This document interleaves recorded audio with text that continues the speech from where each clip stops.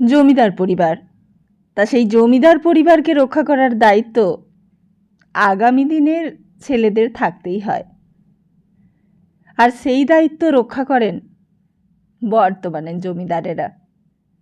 তার জন্য সাম দাম দণ্ডভেদ যা কিছুই হোক না কেন, যেমন করে হোক বংশকে আগে বয়ে নিয়ে যেতে হবে, এই হচ্ছে মুদ্রা কথা। তাতে মাদুলি হোক কিংবা বশীকরণ।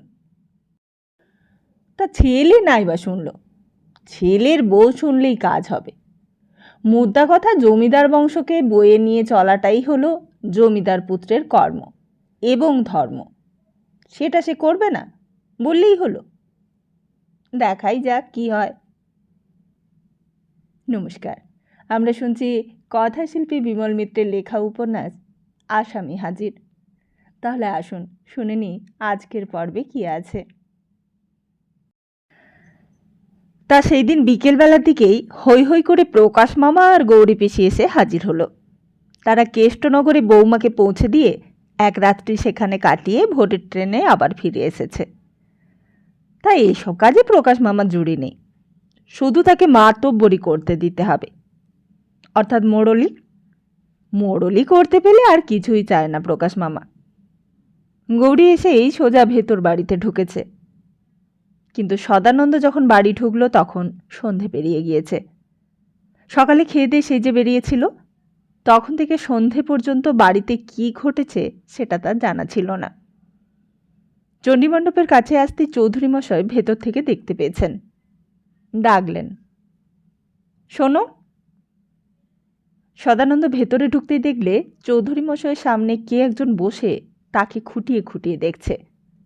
লোকটার মাথায় ঝাগড়া ঝাগড়া চুল, তেল চকচকে মুখের চামড়া, গায়ে একটা নামাবলি, আর দুটো ভুরুর মধ্যে কপালে একটা মস্ত সিঁদুরের টিপ। চৌধুরী মশাই ছেলেদিকে চেয়ে বললেন, এনাকে প্রণাম করো। সদানন্দ কি করবে বুঝতে পারলে না। কে, এখানে কেন এসেছে? চেহারা দেখে তো মনে হচ্ছে সাধু সন্ন্যাসী মানুষের মতো। করো, প্রণাম করো, কি দেখছো কি? সদানন্দ বললে, কেন প্রণাম করব কেন? চৌধুরী মশাই বললেন, ইনি তোমার ভালো করবেন, এনাকে প্রণাম করলে তোমার ভালো হবে। সদানন্দ বললে, আমার কি ভালো করবেন? চৌধুরী মশাই বললেন, তুমি তো বড় তর্ক করো দেখছি, আমি যেটা বলছি তাই করো। প্রণাম করলে তোমার ক্ষতিটা কি? সদানন্দ বললে, আমার ভালো দরকার নেই, আর আমি প্রণামও করব না। যাকে তাকে আমি প্রণাম কেন করব? চৌধুরী মশাই আর থাকতে পারলেন না, হঠাৎ রাগের ঝোঁকে একেবারে উঠে দাঁড়ালেন। বললেন, তোমার এত বড় সাহস, তুমি আমার মুখের ওপর কথা বলো? আমি তো বলছি ওনাকে প্রণাম করো। সদানন্দ তবুও নির্বিকার, বললে, আমি তো বলেছি আমি প্রণাম করব না। কতবার বলবো? প্রণাম করবে না? না। এরপর চৌধুরী মশাই ঝোঁকের মাথায় কি করে ফেলতেন তা বলা যায় না, কিন্তু সেই সন্ন্যাসী উঠে দাঁড়িয়ে তাকে হাত বাড়িয়ে বাধা দিলেন। বললেন, থাম থাম, তুই থাম। সামান্য কথা, কিন্তু সঙ্গে সঙ্গে চৌধুরী মশাই জল হয়ে গেলেন, যেন মন্ত্রের মতো কাজ হলো। চৌধুরী মশাই সন্ন্যাসীর দিকে চেয়ে বললেন, দেখলেন তো বাবা, আমার ছেলেটা কীরকম বাপের অবাধ্য দেখলেন? কেমন আমার মুখের উপর কথা জবাব দিচ্ছে।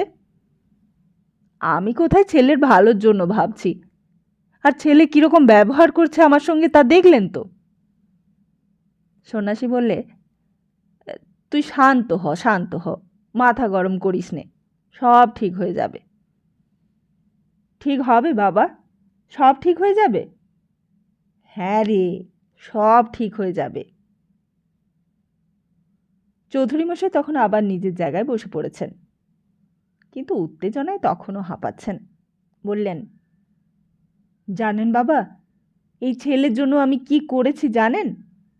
হাজার হাজার টাকা খরচ করেছি ওর পেছনে, যাতে ও একটু মানুষ হয়, যাতে ও 10 জনের মধ্যে মাথা তুলে দাঁড়াতে পারে। তার জন্যই তো খরচ করেছি। নইলে আমার কি স্বার্থ বলুন? আমি আর কদিন? আমি যা কিছু রেখে যাব, একদিন ওই তো তার মালিক হবে। কিন্তু এই এমনই নেমোখারাম যে আমার মুখের ওপর কথা বলে, এত বড় ও রাসপর্ধা। সন্ন্যাসী ভদ্রলোক কিন্তু এত কথার পরেও বিচলিত হলেন না। হাসতে হাসতে বলতে লাগলেন, সব ঠিক হয়ে যাবে রে, তুই কিচ্ছুটি ভাবিস নে। আমি যখন এসে পড়েছি তখন আর তোর কিচ্ছু ভাববার নেই। চৌধুরী মশাই যেন বিগলিত হয়ে গেলেন। বললেন, সেই জন্যই আপনাকে ডেকে পাঠিয়েছি বাবাজি, এখন আপনিই আমার ভরসা। বাবাজি বললেন, তোর ভাগ্য খুবই ভালো রে, ঠিক সময়েই আমার দেখা পেয়েছিস। তারপর সদানন্দের দিকে চেয়ে বললেন, তোর নাম কি রে বেটা? সদানন্দ খেপে উঠল। বললে, আমাকে বেটা বলছো কেন? বাবাজি সদানন্দের কথা শুনে কোথায় রেগে উঠবেন তা নয়, হো হো করে একেবারে ঘর ফাটিয়ে হেসে উঠলেন। বললেন, এখন রক্ত গরম আছে তো, তাই গরম গরম কথা বেরোচ্ছে মুখ দিয়ে, এখনও ষোড়ৈশ্বর্যের জাগ যায়নি। তারপর তীক্ষ্ণ দৃষ্টি দিয়ে সদানন্দের কপালের দিকে কিছুক্ষণ চেয়ে দেখলেন। বললেন, আরে, তোর কপালে যে ভৃগু পদচিহ্ন রয়েছে রে, কি আশ্চর্য, আগে তো দেখিনি।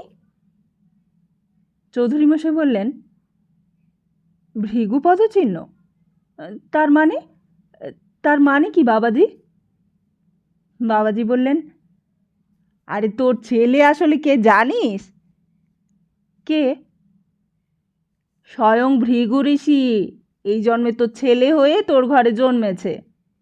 ভৃগু ঋষির খুব সংসার করবার ইচ্ছে হয়েছিল একবার, ওই গেল জন্মে সংসার করার শখ মেটেনি তো, তাই এই জন্মে তোর ছেলে হয়ে এই নবাবগঞ্জে এসেছে। তোর বংশের খুব সুরাহা হবে রে, তোর বংশে দেশ আলো করা বংশধর জন্মাবে। তোর বংশের যশ খ্যাতি সারা দেশে বিদেশে ছড়িয়ে পড়বে। সদানন্দ এতক্ষণ সব কথা শুনছিল। এইবার বললে, ওসব বুজুর্গি ছাড়ো, ওই বলে বাবার কাছ থেকে টাকা হাতাবার জন্য চেষ্টা করছো না? খোকা! চৌধুরী মশাই আবার গর্জন করে উঠলেন ছেলের দিকে চেয়ে। বাবাজি চৌধুরী মশাইকে আবার ধমক দিলেন। বললেন, আবার তুই ছেলের ওপর রাগ করছিস? ঠিক আগেকার জন্মের মতো রাগী মেজাজ নিয়ে ও জন্মেছে। ঋষি মানুষের রাগ, ও আর কতক্ষণ? ও রাগতেও যতক্ষণ, আবার ওর রাগ জল হতেও ততক্ষণ। ভৃগু ঋষি যে এই রকমই রাগী মানুষ ছিলেন রে, তা জানিস না? চৌধুরী মশাই জীবনে কখনোই ভৃগু ঋষির নাম শোনেননি। আর শুধু ভৃগু ঋষিই বা কেন, কোনো ঋষিরই নাম কোনো কালে শোনেননি।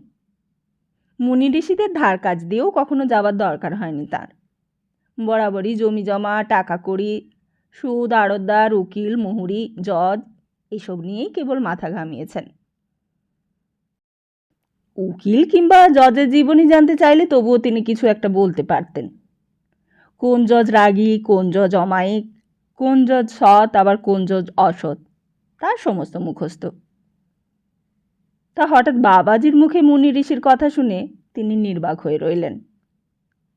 সত্যি সত্যি যদি ভৃগু ঋষি তার ছেলে হয়ে এসে থাকে, তাহলে তার যে আরও সম্পত্তি হবে, সেই সহজ কথাটা সহজেই তিনি বুঝতে পারলেন। তাই ছেলের বেয়াদপের জবাবে কিছু বলতে গিয়েও তিনি থেমে গেলেন। তা বাবাজি হঠাৎ তখন এক অদ্ভুত কাণ্ড করে বসলেন। সদানন্দের দুটো পা ছুঁয়ে মাথায় ঠেকাতেই সদানন্দ 3 হাত পিছিয়ে গেল। বললে, রাখো রাখো, তোমার বুজরুকি তুমি রাখো। বাবাজি কিন্তু রাগ করলেন না। বললেন, তুমি রাগ করছো কেন বাবা? আমি তো তোমাকে প্রণাম করছি না, আমি ঋষি শ্রেষ্ঠ ভৃগুকে প্রণাম করছি। সদানন্দ অনেকক্ষণ বুজরুকি সহ্য করেছে, কিন্তু এইবার আর পারল না। বললে, ওই সব বুজরুকি আমি অনেক দেখেছি, আর দেখতে চাই না, আমি যাই। চৌধুরীমশাই বললেন, চলে যাচ্ছ কেন? সদানন্দ বললে, চলে যাব না তো কি দাঁড়িয়ে দাঁড়িয়ে এই ন্যাকামো দেখব? আমি এখানে আর দাঁড়াবো না, যা করতে পারেন আপনিই করুন গে। বলেই ঘর থেকে চলে যাচ্ছিল, কিন্তু তখনই প্রকাশ মামা ঘরে ঢুকে পড়েছে। ঢুকে পড়ে সব দেখে শুনে অবাক। সদানন্দের দিকে চেয়ে বললে, কী রে, কী করছিস এখানে? চৌধুরীমশাই জিজ্ঞেস করলেন, তা ওদিকের খবর সব ভালো তো প্রকাশ? বেয়াইমশাইকে কেমন দেখলে? প্রকাশ মামা বললে, খুবই মুষড়ে পড়েছেন বেয়াইমশাই। আমি তো তাকে সান্ত্বনা দিলুম, বললুম, মৃত্যু কি আর কারোর হাতে ধরা? জীবন মৃত্যু সবই ভগবানের দেওয়া, সবই মাথা পেতে নেওয়া ছাড়া মানুষের আর কোনো উপায় নেই। আর বৌমা? বৌমাও খুব কান্নাকাটি করছিলেন, তাকেও বুঝিয়ে সুঝিয়ে এলুম। তা বৌমাকে আবার কবে পাঠাবেন এখানে? প্রকাশ মামা বললে, বলেছি তো তাড়াতাড়ি পাঠাতে, বলেছি যত শিগগির পারেন পাঠিয়ে দেবেন, আমরা বৌমার জন্য পথ চেয়ে বসে থাকব। তারপর সদানন্দের হাত ধরে তাকে বাইরে নিয়ে এলো। বাইরে নিয়ে এসে বললে, কী রে, তুই নাকি ফুলসজ্জের রাত্রিরে বৌমার সঙ্গে শুস নেই? তুই নাকি বৌমাকে একলা ঘরে ফেলে বাইরে পালিয়ে গিয়েছিলি? সদানন্দ কোনো কথাই বললে না। কী রে, কথা জবাব দিচ্ছিস না কেন? অমন একটা সুন্দরী বউ এনে দিলুম, আর তুই কিনা তার কাছেই শুলি নে? তোর ব্যাপারটা কি বলতো? দিদির কথা শুনে তো আমি অবাক। দিদি তো আমাকেই বকছে, আমারই দোষ দিচ্ছে, বলছে তুই কীরকম বউ এনে দিলি যে আমার ছেলেকে ঘরে আটকে রাখতে পারলে না। তা কি ব্যাপার বল দেখিনি? তুই তো আমাকে কিছুই বলিস নে। আমি ভেবেছি তুই আয়েশ করে নতুন বউ নিয়ে রাত কাটিয়েছিস, আর এদিকে এই কাণ্ড। কি হলোটা কি? তোর বউ কি তোকে কিছু বলেছে? নাকি তোর বউ পছন্দ হয়নি? কি ব্যাপার রে? আমি তো অত খুঁজে খুঁজে ডানা কাটা পরিয়ে এনে দিলুম তোকে, আর তুই কিনা তাকে অপগ্রাহ্য করেছিস এমন করে। সদানন্দ তবুও সে কথার কোনো জবাবই দিলে না। ভেতর বাড়ি থেকে কে একজন লোক আসছিল, তাকে দেখেই প্রকাশ মামা কথা বলতে বলতে থেমে গেল। বললে, আয় এদিকে আয়, তোর সঙ্গে সিরিয়াস কথা আছে আমার। একটা নিরিবিলি জায়গায় গিয়ে জিনিসটা ফায়সালা করতে হবে। বলেই সদানন্দকে পুকুর পাড়ের দিকে টেনে নিয়ে গেল। আর ওদিকে তখন চণ্ডীমণ্ডপের ভেতরে বাবাজি ভৃগু ঋষির মহত্তা বর্ণনা করছেন। ত্রিকালজ্ঞ ঋষি, অতীত বর্তমান ভবিষ্যৎ যার ছিল নখদর্পণে। একদিন তিনিই দিব্যচক্ষে দেখতে পেলেন কলিযুগে তিনি নবাবগঞ্জের হরনারায়ণ চৌধুরীর ঔরসে আবার সংসার ধর্ম পালন করবার জন্য জন্মগ্রহণ করবেন। চৌধুরীমশাই একসময় বললেন, আচ্ছা বাবাজি, আমার ছেলের আসল রোগের কথাটা বলি আপনাকে। রোগ? কি রোগ? চৌধুরীমশাই বললেন, আপনি তো জানেন আমার এত জমিদারি, এত সম্পত্তি, কিন্তু ওই একটি মাত্রই ছেলে। তা এই ছেলের আমি সবে বিয়ে দিয়েছি, কিন্তু ছেলে ফুলশয্যার রাত্রিরে বউয়ের সঙ্গে শয়নি। কখন যে সকলে চোখের আড়াল থেকে ঘর থেকে পালিয়ে গিয়েছে। বাবাজি চোখ বুজিয়ে কথাগুলো শুনছিলেন আর মৃদু মৃদু হাসছিলেন। তেমনি হাসতে হাসতেই বললেন, তারপর? তারপর আর কি বাবাজি, সকালের দিকে ওর মা ওকে জিজ্ঞেস করলে যে ও ঘর থেকে কেন পালিয়ে গিয়েছিল। তা জবাবে ও বললে বউয়ের সঙ্গে ও শোবে না। বাবাজি বললে, কেন শোবে না কেন? ওই কথাই আর কে বলে, তা আপনিই বলুন। আমার যদি বংশের রক্ষে না হয়, তাহলে আমার এত সম্পত্তি খাবে কে? কেন তাহলে আমি আমার ছেলের বিয়ে দিলুম, অথচ রূপে গুণে একেবারে জগদ্ধাত্রীর মতো রূপ দেখে আমার পুত্রবধূ করেছি। কথা বলতে বলতে চৌধুরী মশাই যেন হঠাৎই খেয়াল হলো, জিজ্ঞেস করলেন, আজকে রাত্রে আপনার আহারের কি বন্দোবস্ত করব বাবা? বাবাজি বললেন, আমি আহার করি না রে, আমি সেবা গ্রহণ করি। সন্ন্যাস গ্রহণ করবার পর থেকে আহার করা আমি ছেড়ে দিয়েছি। চৌধুরী মশাই শশব্যস্ত হয়ে বললেন, ঠিক আছে ঠিক আছে, আপনি বসুন, আমি আপনার সেবার ব্যবস্থাটা আগে করি গিয়ে। ভেতর বাড়িতে গিয়ে চৌধুরী মশাই একেবারে সোজা গৃহিণীর সঙ্গে দেখা করলেন।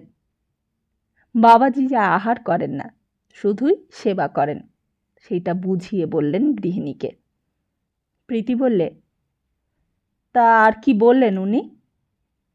চৌধুরী মশাই বললেন, বললেন তো অনেক ভালো ভালো কথা, এত ভালো ভালো কথা যে বললেন সেসব বিশ্বাস করতেও ভয় হয়। কীরকম? বললেন খোকা নাকি আগের জন্মে ভৃগু ঋষি ছিলেন, এই জন্মে তোমার ছেলে হয়েছে, তা ওকে বকাবকি করতে বারণ করলেন। প্রীতি কথাগুলো শুনে খানিকক্ষণ চৌধুরী মশাইয়ের মুখের দিকে হতবাক হয়ে চেয়ে রইল। তারপর বললে, সত্যি? চৌধুরী মশাই বললেন, ও সত্যি মিথ্যে আমি বুঝি নে, উনি যা বললেন তা যদি সত্যি হয় তাহলেই ভালো, ওনার কথা শুনে মনটা একটু ভালো হয়ে গেল। কিন্তু তোমার ছেলে যেরকম বেয়াড়া, তা বললাম যে বাবাজিকে একবার প্রণাম করো, তা কিছুতেই করলে না। বললে কি জানো? বললে নাকি ও বুজরুক। বুজরুক বললে? হ্যাঁ, মুখের ওপর ওনাকে বুজরুক বলে উঠল। তা আমি আর কি বলবো, ছেলের হয়ে আমি ক্ষমা চেয়ে নিলুম। এখন ভালো করে ওনার সেবার ব্যবস্থাটা করে দাও, ছানা দুধ ফল মিষ্টি যা আছে তাই দিয়ে ওনার সেবা করো। তা সেরকমই ব্যবস্থা হলো। বাবাজি সেদিন থেকেই বাড়িতেই রয়ে গেলেন। বাবাজি মহাশক্তিধর পুরুষ, নিজের কথা বেশি বলতে চান না, যত না কথা বলেন তার চেয়ে বেশি অনুভব করেন। চৌধুরী মশাই বাবাজির ব্যবহারে একেবারে মুগ্ধ হয়ে গেলেন। চৌধুরী মশাইয়ের গৃহিণীও এলো, এসে প্রণাম করল। বাবাজি আশীর্বাদ করলেন, বললেন, তোর ভালো হবে মা, আমি সব জানি, তোর কিচ্ছু ভয় নেই, এইবার তো আমি এসে পড়েছি। প্রীতি বললে, আমার ওই ছেলেকে নিয়ে যত ভাবনা বাবা, ও সংসারী হবে তো? বাবাজি বললেন, আরে আমি তো আছি রে, আমাকে তুই বকলমা দিয়ে দে, তোর ভাবনাটা আমিই ভাববো।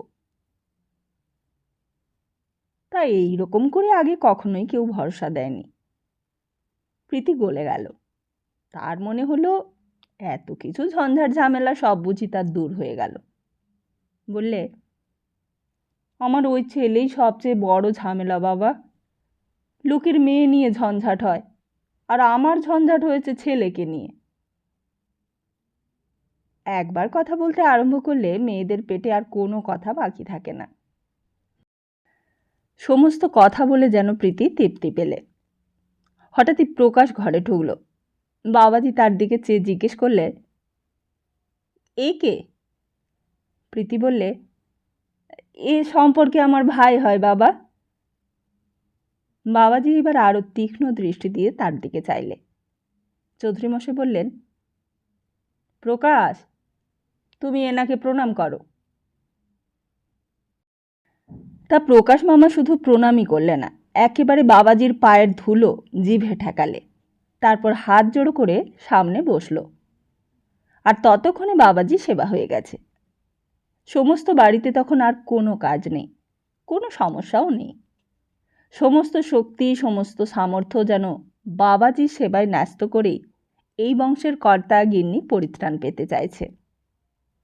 বিপদের মুখে দাঁড়িয়ে সবাই যেন এই বাবাজিকে আশ্রয় করেই বেঁচে থাকতে চাইছে, আর বলছে, আমাদের সব দুঃখ দূর করো বাবা, আমাদের শান্তি দাও, সুখ দাও।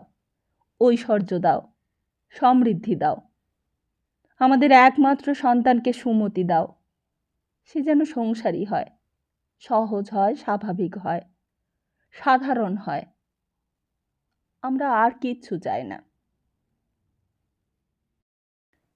আর এই সব শুনে শান্তি সৌভাগ্য দেবার বিধাতা বোধ হয় মনে মনে একটু হাসলেন কিংবা হয়তোবা কটাক্ষ করলেন।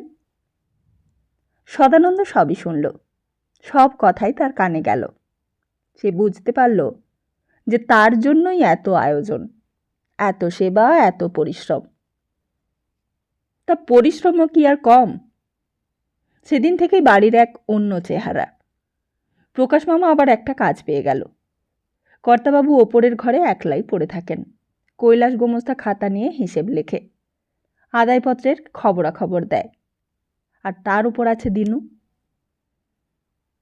কাজ করতে করতে হঠাৎ কর্তাবাবু জিজ্ঞেস করলেন, নিচে শাঁখ বাজাচ্ছে কে কৈলাস?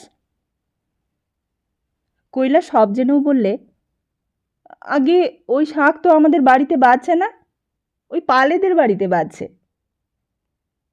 এমন অসময়ে শাঁখ বাজাচ্ছে কেন? কৈলাস গোমস্তা বললে, ওই কোনো পুজো টুজো হচ্ছে বোধ হয়। বিহারি পাল তো খুব ভক্ত মানুষ। তা হবে। তা এরপর আর কোনো প্রশ্নই ওঠে না।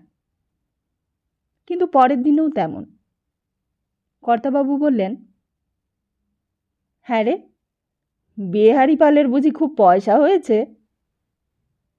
বিনে মশলার দোকান করে দুটো পয়সা হয়েছে বলে দেবদি যে বড় ভক্তি বেড়ে গেছে।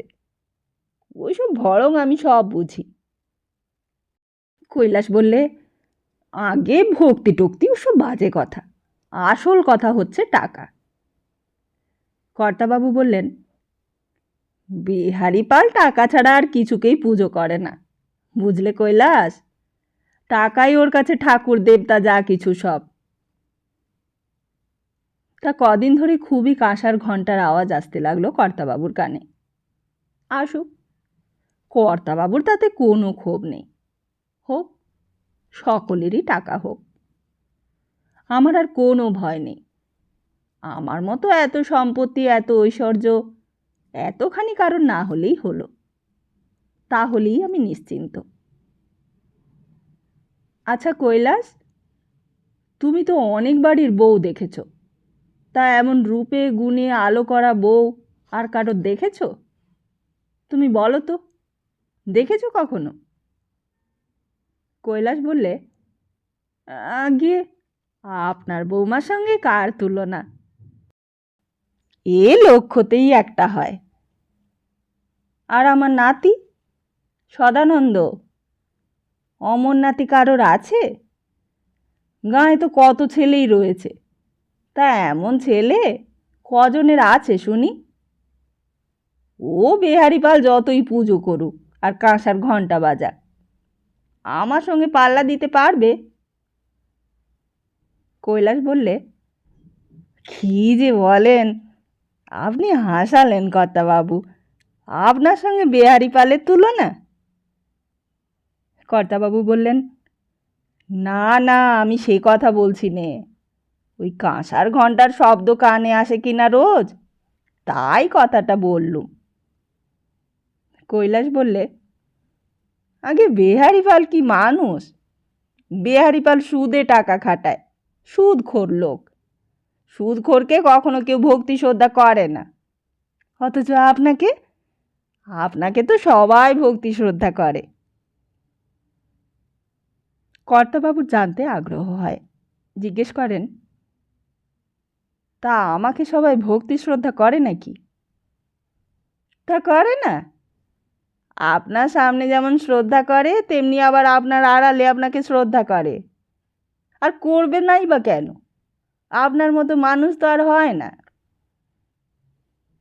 তা লোকে তাও বলে নাকি? হ্যাঁ, বলে বই কি। তা কি বলে? কৈলাস বললে, বলে ওই কর্তাবাবুর মতো মানুষ হয় না। তা কথাটা শুনে কর্তাবাবুর মনটা খুশি হয়ে যায়। কর্তাবাবু খুশি হলে সবাই তা বুঝতে পারে। তখন তার গোঁপজোড়া একটু কাঁপতে থাকে, চোখ দুটো একটু কুঁচকে যায়। সবাই বুঝতে পারে কর্তাবাবু এখন খুশি হয়েছে। আর কর্তাবাবুর কাছে তখন যদি কিছু আর্জি করা যায় তো চটপট মঞ্জুর হয়ে যাবে। তখনই সবাই যা চাইবার তা চেয়ে নেয়। কেউ জমি জমা চায়, কেউ টাকা হাওলাত চায়, আবার কেউ বা ধার থেকে দুখানা বাঁশ চায়, কেউ আবার নগদ পয়সা চায়। তা নাতির বিয়ের পর থেকেই কর্তাবাবুর মেজাজটার মধ্যে যেন বেশ একটু খুশি খুশি ভাবই ছিল। ফুলশয্যার পরদিন যেদিন শুনলেন যে তার নাতি নাত বউয়ের সঙ্গে এক ঘরে এক বিছানায় রাত কাটিয়েছে, তখন থেকেই একেবারে অন্য মানুষ হয়ে গেছেন। তার আসল শত্রু ছিল কালীগঞ্জের বউ, তার জীবনের রাহু। আর সেই রাহুই যখন চিরকালের মতো বিদায় নিয়েছে, তখন আর কাকে পরোয়া। যখন মানুষের শত্রু থাকে না, তখনই উদার হতে পারে, তখনই তার মুখে হাসি ফোটে, তখনই সবাই তার উদারতার প্রশংসা করে। কিন্তু উদার যে হব তার উপাদান কে দেবে? কে আমার অভাব ঘোচাবে? কে আমার শত্রু নিপাত করবে? কে আমার মাথা উঁচু করে দেবে? তুমি আমার অভাব ঘোচাও, তুমি আমার শত্রু নিপাত করো, তুমি আমার মাথাটা উঁচু করো। আমি তখন সৎ হব, সাধু হব, মহৎ হব, দাতা হব, আরও কত কি যে হব। তা রেলবাজারে দারোগা টাকা নিয়েছে বটে, তা নিগে ন্যায্য পাওনা নিলে কর্তাবাবুর কোনো আপত্তি নেই। কিন্তু বংশীঢালিরা বড্ড বেশি টাকা নিয়ে ফেলেছে। তা নিক, বৃহৎ কাজে অমন অপব্যয় একটু আদ্র হয়েছে, তার জন্য মেজাজ খারাপ করলে কি আর চলে? তারপর হঠাৎই যেন কাজের কথা মনে পড়ে যেত কর্তাবাবুর। বলতেন, তারপর কি হলো কৈলাস? তারপর পড়ে যাও। একটা অর্ধ সাপ্তাহিক বাংলা খবরের কাগজ কিনতেন কর্তাবাবু। কৈলাস গোমস্তা সেটা অবসর মতো পড়ে পড়ে শোনাত। কই থামলে কেন? পড়ো, পড়ে যাও। কৈলাস গোমস্তা ভালো করে পড়তে পারত না, হোঁচট খেতে খেতে পড়ত। বিশ্বস্ত সূত্রে প্রাপ্ত সংবাদে প্রকাশ, বরদার মহারাজা গায়কোয়াড় আজ কলিকাতায় আসিয়া পৌঁছাইতেছেন। কোথাকার কোন গায়কোয়াড়? সে কোন দেশ? কে তার মহারাজা? আর কেনই বা তার নাম গায়কোয়াড়? তা কৈলাসও যেমন জানত না, কর্তাবাবুও তেমন জানতেন না। তবু খবরের কাগজে যখন খবরটা বেরিয়েছে, তখন নিশ্চয়ই তিনি কেউ কেষ্টবিষ্টু একটা হবেন। আর মহারাজা মানুষ যখন, নিশ্চয়ই তিনি অনেক টাকার মালিক। আর অনেক টাকার মালিকদের ওপর কর্তাবাবুর খুব শ্রদ্ধা ছিল বরাবরই। কর্তাবাবু বলতেন, আচ্ছা কৈলাস, মহারাজাদের অনেক টাকা আছে, কি বলো? কৈলাস বলতো, আগে তা তো আছেই। তা কত টাকা থাকতে পারে মহারাজাদের? মহারাজাদের কত টাকা থাকতে পারে তার কোনো আন্দাজই জানা ছিল না কৈলাসের। তবুও আন্দাজ করে বলতো, 10-12 লাখ টাকা তো হবেই। কর্তাবাবু বলতেন, আরে দূর, 10-12 লাখ টাকা কি আবার টাকা? তোমার যেমন বুদ্ধি, আমারই তো বলে 10-12 লাখ টাকা সম্পত্তি আছে। তা তুমি তো হিসেব জানো, হিসেব করো না। তা হিসেবে অবশ্য শেষ পর্যন্ত করতে হতো না। কৈলাস জানতো কর্তাবাবুর কত টাকার সম্পত্তি আছে, কিন্তু মহারাজাদের কাছে কখনো গোমস্তাগিরি করেনি বলে তাদের টাকার অঙ্কটা আন্দাজ করতে পারত না কৈলাস গোমস্তা। তা ভেবে ভেবে শেষ পর্যন্ত যখন কোনো ফায়সালা হতো না, তখন অন্য প্রসঙ্গ উঠত। কর্তাবাবু জিজ্ঞেস করতেন, ও ওসব যাকগে, তা গায়কোয়াড় মহারাজা কলকাতাতেই বা কেন আসছেন সেইটা বলো তো। তোমার কি মনে হয় কৈলাস? কৈলাস বলতো, আগে আমি হলাম যে সামান্য লোক, আমি তা কি করে জানবো? তা সামান্য লোক হলেই বা একটু মাথাটা খাটিয়ে ভাবো না, কেন আসছে মহারাজা? কাগজে কিছু লিখেছে সেই সম্বন্ধে? কৈলাস পাতি পাতি করে খুঁজেও মহারাজার কলকাতায় আসার কোনো হদিশই পেলে না। শুধু মহারাজার আসার খবরটাই ছাপা হয়েছে। কোন কারণে তিনি আসছেন তার কোনো উল্লেখ নেই কোথাও। কর্তাবাবু খুঁজে খুঁজে অনেক কষ্টে একটা কারণ বার করলেন। বললেন, বুঝলে কৈলাস, আমার মনে হয় মহারাজা আসছেন শিকার করতে। শিকার? হ্যাঁ, বাঘ শিকার করতে আসছে, বুঝলে। ওই কলকাতার কাছেই তো সুন্দরবন। সুন্দরবনে অনেক রয়্যাল বেঙ্গল টাইগার আছে, ওই তাই শিকার করতে আসছে। আমি ঠিক বুঝতে পেরেছি। নইলে সেই বরোদা থেকে মহারাজা কলকাতায় আসবেন কেন? তারপর অন্য কি খবর আছে পড়ো। তাই এরকম করেই দিন কাটত কর্তাবাবুর। সদানন্দের বিয়ের পর থেকেই কর্তাবাবুর মনটা বেশ সরেস ছিল। তাই খবরের কাগজের খবরে বেশি মন দিতেন। কখনো বরোদার গাইকোয়াড়ের কলকাতায় আসার খবর, আবার কখনো ধান চাল পাটের দর, আবার কখনো বেহারিপালের টাকার গরমের কথা।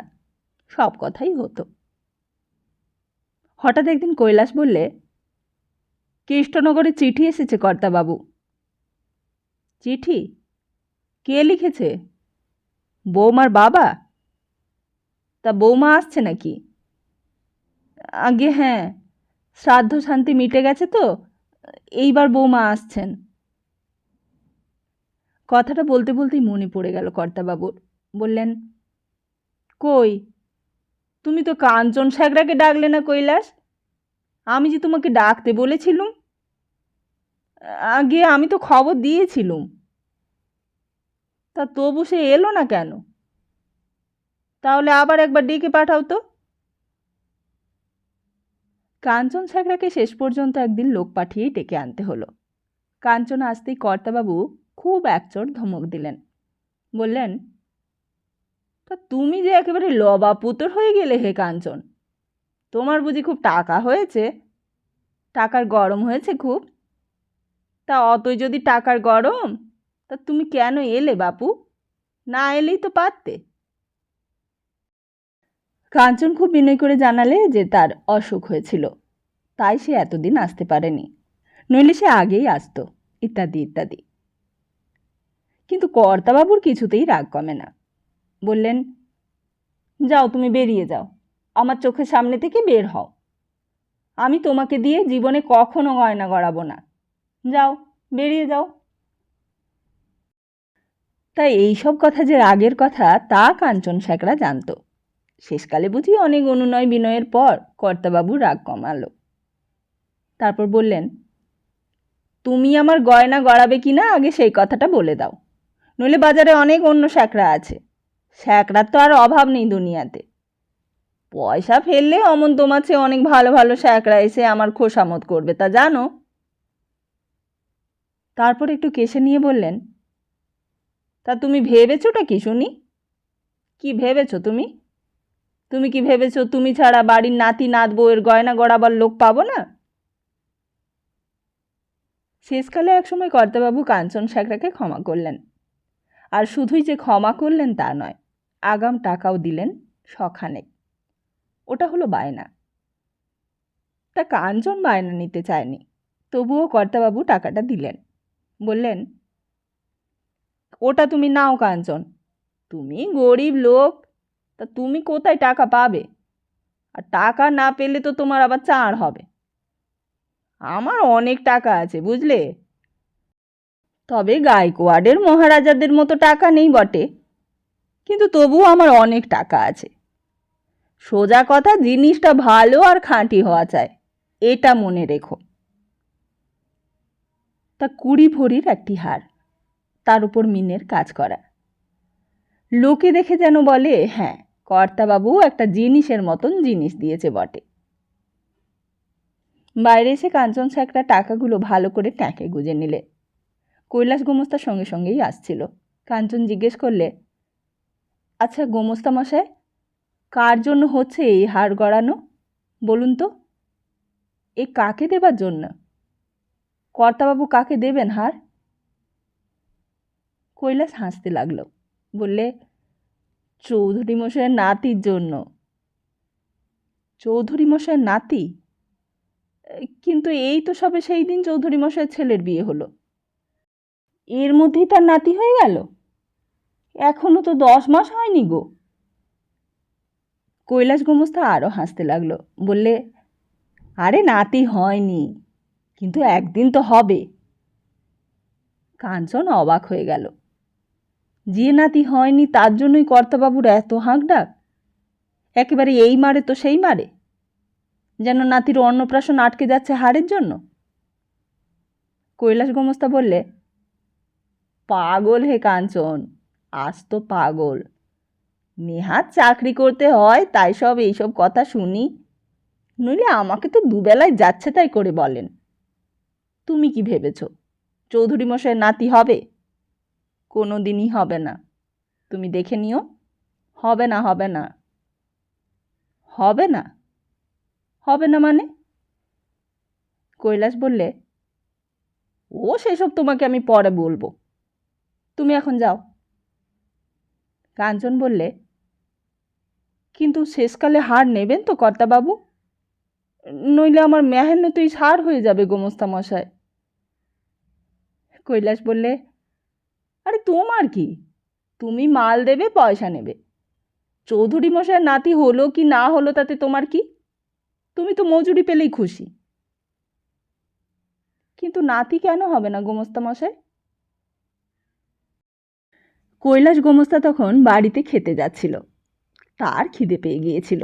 সে বললে, আরে তোমার কেবল ওই এক কথা, বলছি তো, সে তোমাকে আমি পরে বলবো ক্ষণ, আমি এখন আসি। এই বলে কৈলাস বাড়ির দিকে চলে গেল। তা কালীগঞ্জের বউ যে একদিন কর্তাবাবুকে নির্বংশ হবার অভিশাপ দিয়ে গিয়েছিল, সেই কথাটা এখন কাউকে না বলাই ভালো। ওটা চাপা থাক। ওটা আর কারো মনে না থাকলেও শুধু কৈলাস গোমস্তারই মনে থাকুক। যে কথাটা মনে করলে বুকটা কেঁপে ওঠে, সেটা তোমাদের কারোর জানবার দরকার নেই। মাত্র 10,000 টাকা, 10,000 টাকার খেসারত দেবে কর্তাবাবুর নাতি। আর সেই খেসারত দেবার বৃত্তান্ত কাঞ্চন স্যাকরা নাই বা জানল।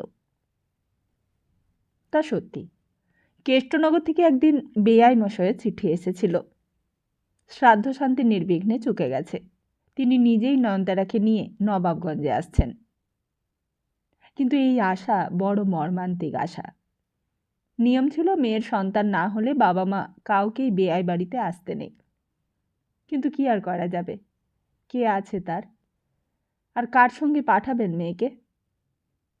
নয়নতারা বলেছিল, বাবা, এত তাড়াতাড়ি কেন আমাকে পাঠাচ্ছ? আর কিছুদিন না হয় তোমার কাছেই থাকি। আমি চলে গেলে তোমার দেখাশোনা কে করবে? কালীকান্ত ভট্টাচার্য মশাইয়ের কিন্তু অনেক সহ্য ক্ষমতা। পাছে মেয়ের কান্না পায়, তাই স্ত্রী বিয়োগের শোকে মেয়ের সামনে নিজেও কোনোদিন কাঁদেননি। মেয়ের সামনে বলেছেন, তাতে কি হয়েছে মা? মানুষ কি চিরকাল বাঁচে? একদিন না একদিন তো তাকে যেতেই হতো। তাই তোমার মাও চলে গেছেন। এও এক অদ্ভুত পরিস্থিতি। কে যে কাকে সান্ত্বনা দেবে তার কোনো ঠিক নেই।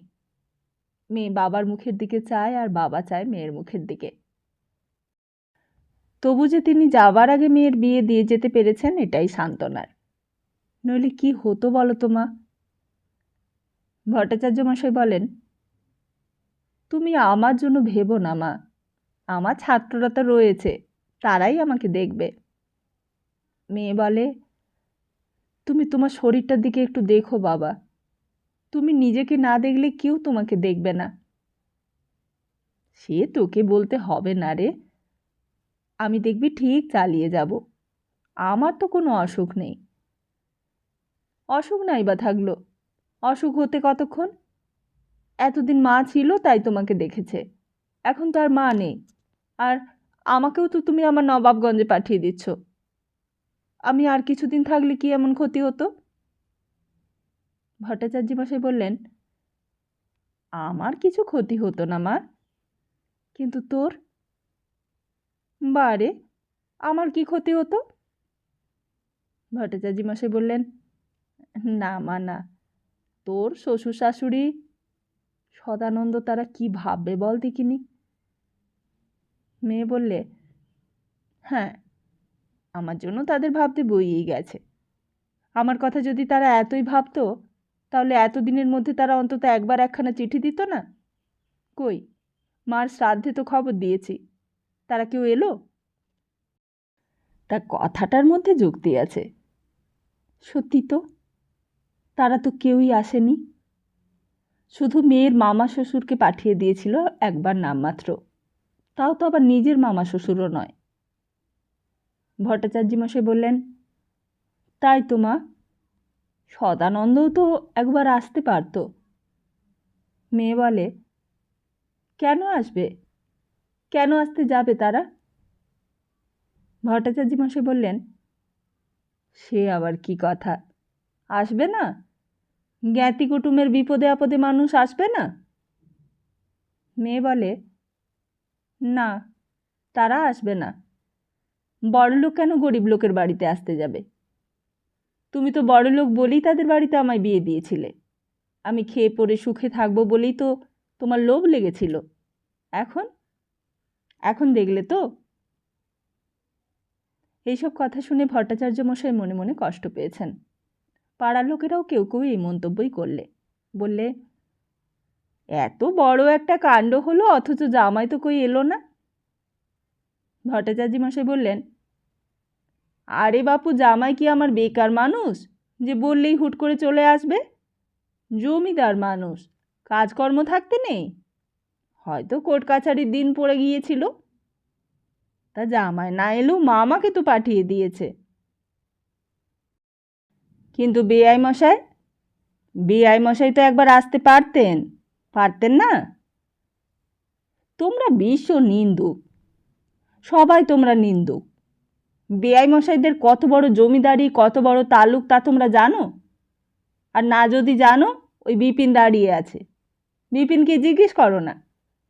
বিপিন ফুলশয্যার তত্ত্ব নিয়ে গিয়েছিল, ও সব দেখে এসেছে। 1000 লোক পাত পেড়ে কালিয়া পোলাও খেয়ে গিয়েছে। আর নয়নতারাও তো ছিল, ওকেও জিজ্ঞেস করো, ও তো দেখেছে। ওর শাশুড়ি কত বড় সীতাহার দিয়েছে দেখেছ? ওজন করলে অন্তত 200 ভরি হবে। প্রশ্নকর্তারা 200 ভরি ওজনের কথা শুনে অবাক হয়ে যায়। বলে, না না না না, কি যে বলেন আপনি পণ্ডিত মশাই, 200 ভরির হার কখনো হয়? কখনো হয় না?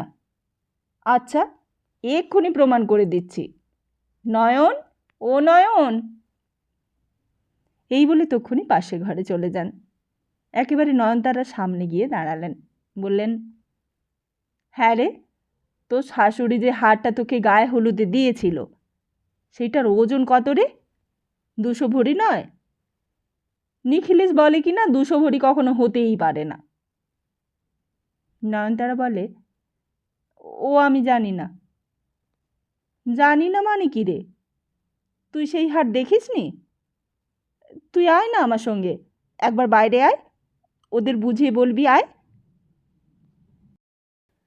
নয়নতারা আর পারে না, বলে, তুমি একটু চুপ করো তো বাবা, আমি বলতে পারবো না।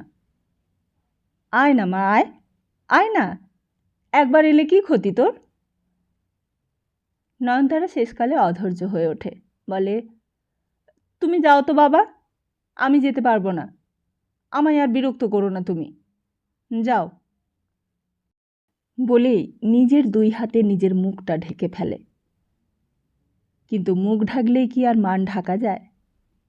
যার নিজের মান ঢাকবার দায় পরের ওপর নির্ভরশীল, তার মান অপমানের দামই বা কতটুকুই বা তার দায়িত্ব? কেমন করেই বা পরের অপরাধ সে মুখের কথা দিয়ে ঢাকবে?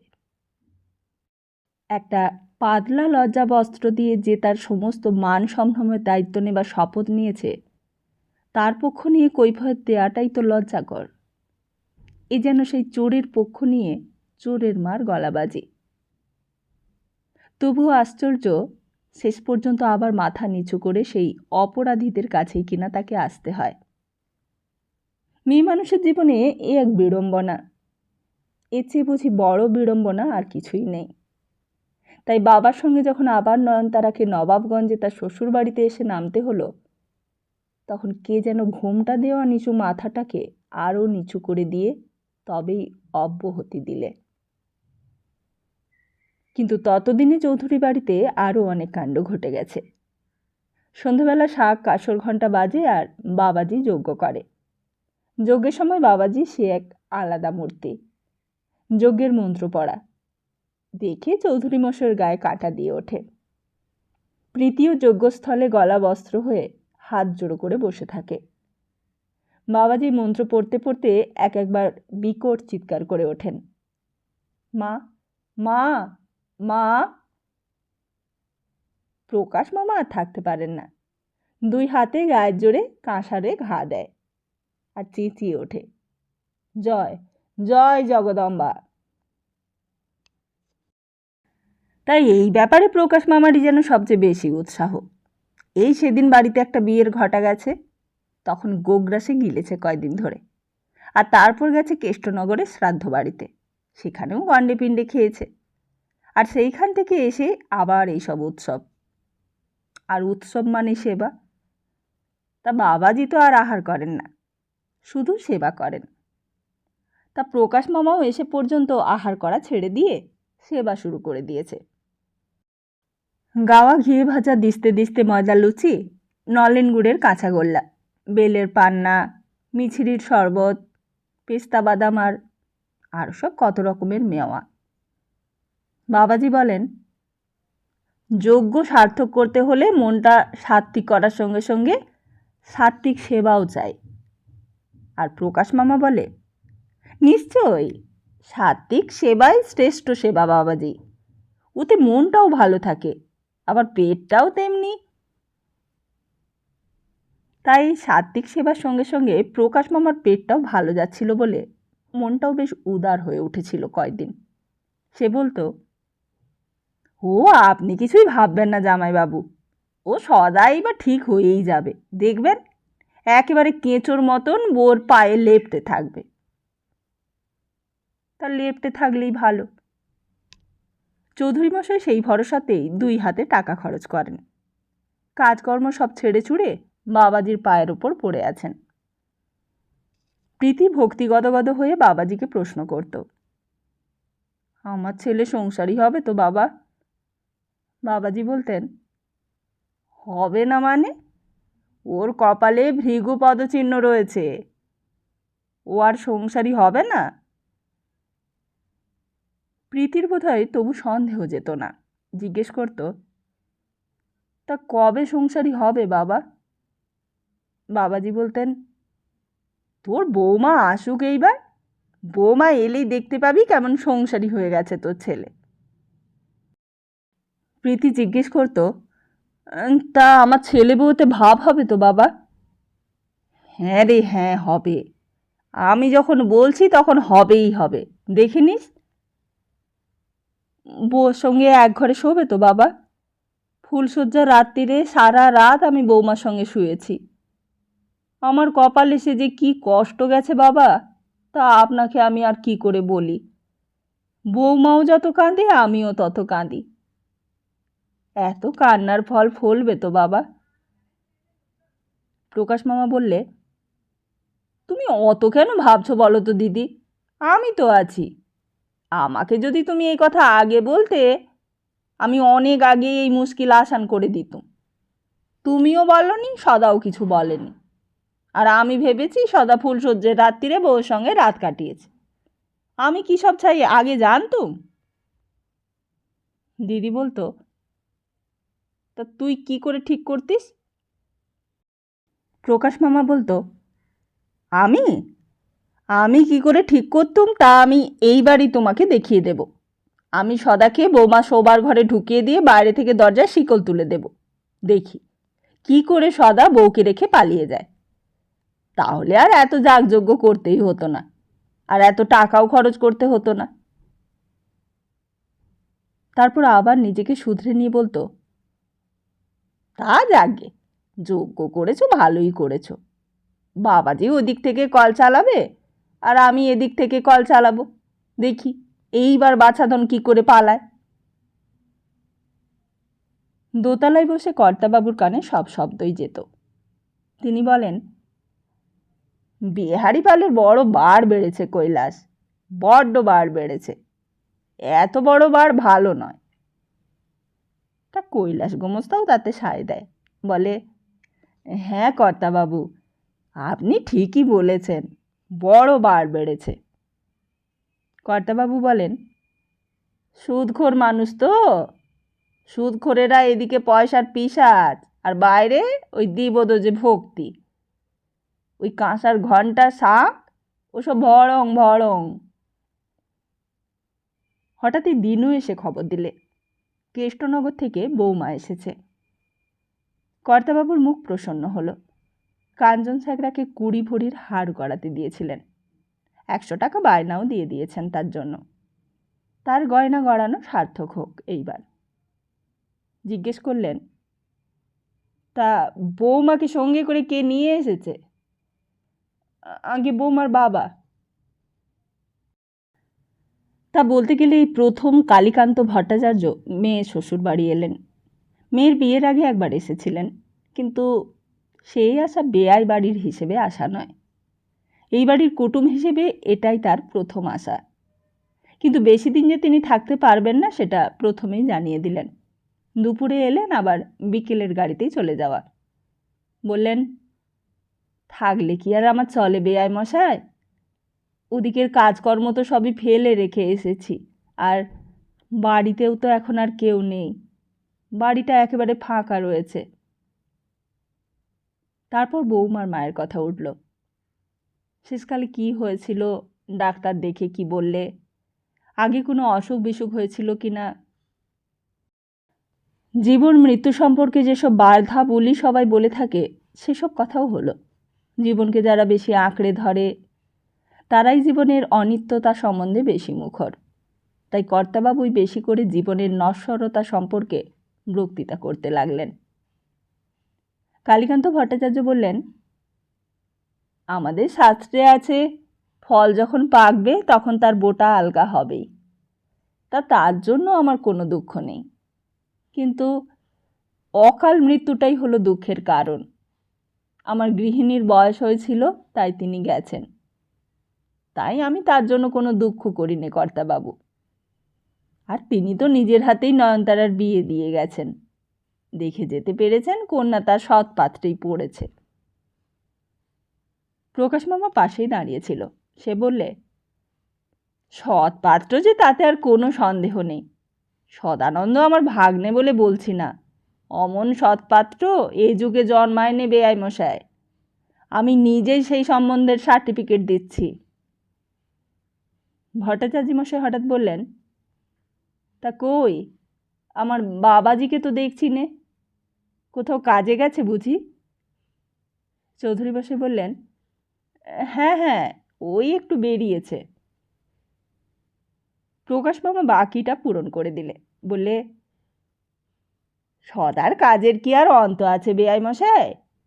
এই এত বড় জমিদারি, সবই তো বলতে গেলে একলা ওই সদাই দেখছে। জামাইবাবু বুড়ো হয়ে গেছে তো, তাই সদা বাবাকে বলেছে যে তোমাকে কিচ্ছু দেখতে হবে না বাবা, এবার থেকে আমি নিজেই সব দেখব। তা ভট্টাচার্য মশাই বললেন, তা তো উপযুক্ত ছেলের মতোই কথা বলেছে। প্রকাশ মামা বললে, উপযুক্ত ছেলে মানে? সদা কি ভাবছেন উপযুক্ত ছাড়া অনুপযুক্ত কথা বলবে? বাপ ঠাকুরদার তেমন শিক্ষাই নেই বেয়াই মশাই। এই যে আমার জামাইবাবুকে দেখছেন, ইনিও বাপের উপযুক্তই ছেলে। এই এখনও এই বুড়ো বয়স পর্যন্ত জামাইবাবু বাপ বলতে অজ্ঞান। আপনার মেয়ের অনেক পুণ্য বল, তাই এমন বংশে পড়েছে। একটু থেমে প্রকাশ মামা আবার বলে উঠল, আর তাছাড়া এই আমার কথাই ধরুন না কেন, আমি তো এই বংশের কেউ নই, কিন্তু সদা ঠিক আমার ক্যারেক্টারই ধাঁচ পেয়েছে। আমি পিতৃমাতৃভক্ত, সদাও পিতৃমাতৃভক্ত। আপনাদের সংস্কৃতে যে শ্লোক আছে না, ওই নরনাং মাতুল ক্রম সদা একেবারে হুবহু তাই। কথাটা বলেই প্রকাশ মামা চৌধুরী মশাইয়ের দিকে চাইলে, বললে, কি বলেন জামাইবাবু, ঠিক বলিনি? তা কেউ তার কথায় সায় দিলে না দেখে প্রকাশ মামা তখন অন্য প্রসঙ্গ ওঠালো। বললে, তবে হ্যাঁ, একটা কথা, আপনি বেয়ানের শ্রাদ্ধে খাইয়েছিলেন বটে, বুঝলেন জামাইবাবু? অমন খাওয়া আমি বহুদিন খাইনি। আমি বোধহয় 2 ডজন সর ভাজা খেয়েছি। আহ, কি সেই সোয়াদ! কিন্তু এই কথাটাও কারো মনে গিয়ে দাগ কাটল না। ওদিকে ভট্টাচার্য মশাইয়েরও যাবার সময় হয়ে যাচ্ছিল। তিনি বললেন, এবার আমাকে উঠতে হবে বেয়াই মশাই। যাবার আগে একবার মেয়ের সঙ্গে দেখা করবেন। প্রকাশ মামা সেই ব্যবস্থা করে দিলে। বেয়াই মশাইকে একেবারে অন্দর মহলে নিয়ে গেল। ভট্টাচার্য মশাই ঘরে ঢুকে চারিদিক চেয়ে দেখলেন। বেশ সাজানো গোছানো ঘর, আসবাবপত্রে মোড়া, দামি আয়না, দামি আলমারি, দামি চাদরে ঢাকা বালিশ বিছানা। তিনি নিজে ফুলসজ্জার তত্ত্বের সঙ্গে যা পাঠিয়েছিলেন তাছাড়াও আরও অনেক আসবাব দিয়েছে মেয়ের শ্বশুর শাশুড়ি। ভট্টাচার্য মশাইয়ের মনটা ভারী হয়ে উঠল। এসব কিছু দেখে যেতে পারলে না নয়নতারার মা। মেয়ের এই সুখ, এই ঐশ্বর্য চোখে দেখতে পেলে তিনি বড্ড বেশি খুশি হতেন। বাবাকে দেখেই নয়নতারা বিছানা থেকে নেমে এসে বাবার পায়ে হাত দিয়ে প্রণাম করে উঠে দাঁড়ালো। ভট্টাচার্য মশাই আশীর্বাদ করলেন, সুখে থাকো মা, স্বামীর সংসারে লক্ষ্মী হয়ে থাকো, মনে প্রাণে স্বামীর সেবা করো। মেয়ে মানুষের জীবনে এর চেয়ে বড় আশীর্বাদ আর নেই। নয়নতারার চোখ দিয়ে জল পড়ছিল। ভট্টাচার্য মশাই বললেন, কাঁদতে নেই মা, ছি, বাপ মা কারো চিরকাল থাকে? তোমাকে সুখী দেখতে পেলেই আমাদের সুখ। তুমি মনে প্রাণে স্বামীর সংসার করো, তাই দেখেই তার স্বর্গত আত্মা সুখী হবে। তোমার কিসের দুঃখ মা? তোমার মতন স্বামী কজন পায় বলো তো? এইবার চলি মা, সদানন্দের সঙ্গে দেখা হলো না। শুনলাম নাকি মামলার কাজে রানাঘাটে গেছে। বাড়ি এলে তাকে বলে দিও মা যে আমি এসেছিলুম। তাকেও আমি আশীর্বাদ করে গেছি। চৌধুরী মশাই বললেন, আবার আসবেন বেয়াই মশাই। প্রকাশ মামা বলে উঠল, এবারের আশাটা ঠিক মনের মতো আশা হলো না বেয়াই মশাই। এইবার এসে জামাইয়ের বাড়িতে রাত কাটিয়ে যেতে হবে কিন্তু। ভট্টাচার্য মশাইও ভদ্রতা করে বললেন, তা ওদিক পানে গেলে আপনারাও কিন্তু যাবেন, একবার পায়ের ধুলো দেবেন। প্রকাশ মামা বললে, আমাকে বলতে হবে না, আমি নিশ্চয়ই যাব। গিয়ে আবার সরপুরিয়া সর ভাজা খেয়ে আসব। আর তারপর দুর্গা দুর্গা বলে যাত্রা করলেন। গাড়ি ছেড়ে দিল রজবালি।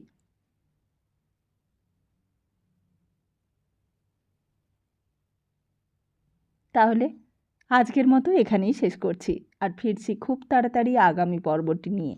ততদিন ভালো থাকুন, সুস্থ থাকুন, আর সবাইকে ভালো রাখুন। নমস্কার।